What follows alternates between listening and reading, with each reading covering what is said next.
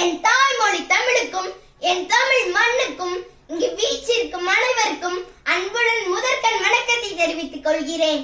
பாருக்குள்ளே நல்ல நாடு நம் பாரத நாடு என்றார் புரட்சி கவிஞர் மகாகவி பாரதியார்.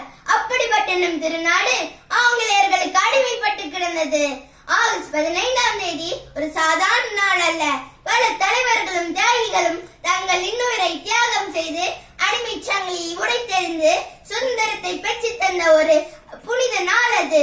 ஆம், 1947ஆம் ஆண்டு ஆகஸ்ட் 15ஆம் தேதி ஆங்கிலேயர்களிடமிருந்து சுதந்திரத்தை பெற்று தந்த திருநாள் அது.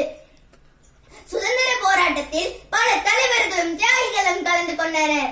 அதில் கலந்து கொண்ட வீர மங்கை வேலு நாச்சியார் நான். அகன்றது அந்நியரின் நரித்தனம், வென்றது நம் பாரதம். அகன்றது அந்நியரின் நரித்தனம், வென்றது நம் பாரதம். அகிம்சை கிடைத்தது சுதந்திரம். இனம் மொழி கடந்து நேசிப்போம், சுதந்திர காத்தை சுவாசிப்போம். சுதந்திர காத்தை சுவாசிக்க பாடுபட்ட தியாகிகளை நினைவு கூர்ந்து நன்றி செலுத்தும் திருநாளாகும் இது. அனைவருக்கும் இனிய சுதந்திர தின நல்வாழ்த்துக்கள். நன்றி.